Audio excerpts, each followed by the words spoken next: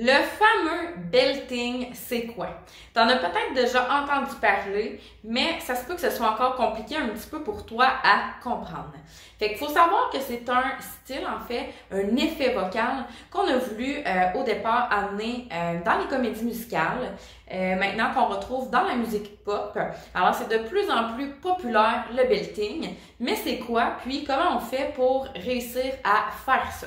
Donc, il faut savoir que ça vient d'un mécanisme lourd et qu'en fait, c'est une voix de poitrine, mais qui est un peu plus haut, qui est un peu plus au niveau des aigus. Et l'important, c'est que ça ne craque pas, donc qu'on n'entende pas de switch de voix, mais que ce soit vraiment soutenu au niveau de la voix. Alors, dans ma vidéo, je vais te donner des trucs et astuces pour être capable de mieux contrôler cette technique vocale-là, qui est le belting.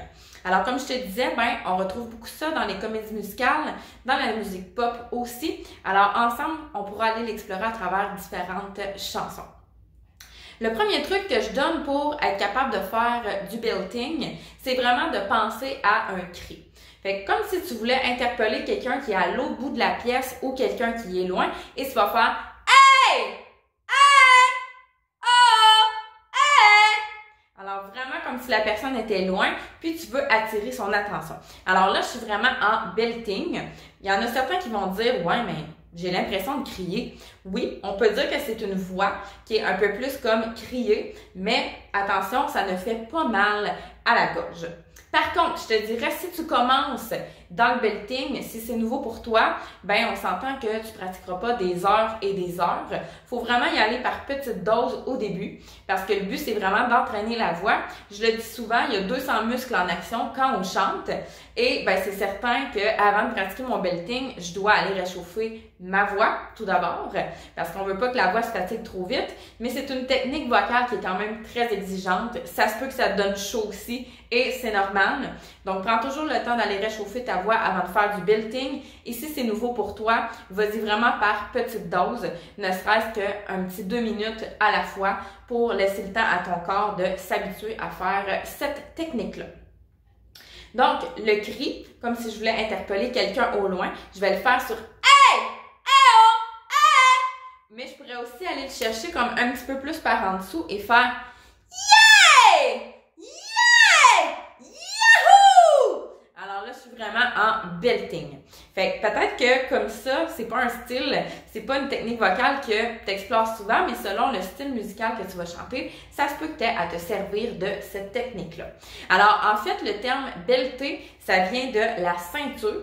Belt, ceinture, et ça vient en fait de la ceinture abdominale. Alors, tu dois faire attention quand tu chantes du belting, quand tu chantes en belting, pour ne pas justement te blesser. Alors, tu dois aller soutenir, utiliser ton soutien, tes muscles abdominaux, ta ceinture abdominale, pour éviter justement de tomber dans la gorge, puis que tu as l'impression de crier « Hey! Hey! » ou que là, je suis un peu plus dans la gorge. Fait que c'est vraiment d'aller faire un son un petit peu plus comme crier, mais tout en soutenant, justement. Alors, pour t'aider, je vais te donner un exercice que j'aime beaucoup faire, que tu peux faire à la maison avec une bande élastique.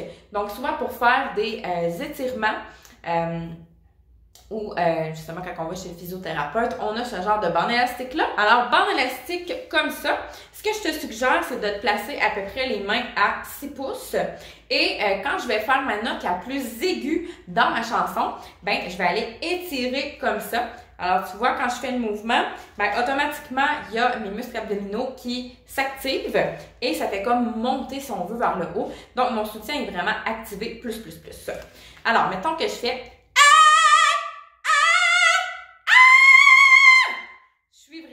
ça me fait penser à ce soir on danse à Nazilène, cette note-là.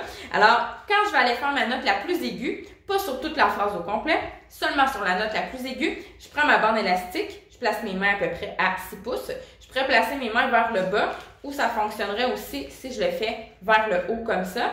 Donc, je vais vraiment étirer comme ça sur ma note la plus aiguë seulement de la chanson ou de la phrase en tant que telle que je suis en train de chanter. Fait que 6 pouces et quand je fais la note, on va à peu près à 8 pouces. Fait que je peux le placer à la hauteur de ma poitrine. C'est sûr que je pourrais le faire vers le bas, mais je le conseille fortement de le faire à la hauteur de la poitrine. Et normalement, tu vas sentir que tout ça s'active et que ça monte. Donc, c'est vraiment un bon truc. La bande élastique. Et tu peux t'en procurer à petit prix, donc à avoir sous la main ta bande élastique pour pouvoir réussir à faire du bon belting. Donc, truc numéro 1, c'est vraiment d'y aller avec le cri, interpeller quelqu'un qui est au loin. Truc numéro 2, c'est d'utiliser la bande élastique. Ensuite, truc numéro 3, t'assurer aussi que ta langue est toujours basse dans ta bouche. Je sais pas si tu as déjà vu dans une autre de mes vidéos, mais je te disais de faire vraiment avec la langue sortie comme ça. Qu'est-ce que ça fait quand j'ai la langue sortie ou la langue basse dans ma bouche? Ben, ça m'aide justement à aller réussir beaucoup plus mes notes aiguës, puis ça va m'aider aussi quand j'utilise la technique du belting. Donc, soit je pratique comme ça, sur ma note la plus aiguë de la phrase, je sors ma langue, ou je pourrais aussi chanter mon couplet, par exemple, au complet avec la langue sortie. Parce que ça m'aide à ouvrir plus ma mâchoire, mais ça m'aide aussi à ouvrir plus au niveau de la gorge. Donc, on veut pas, quand on fait du belting, que la gorge soit serrée.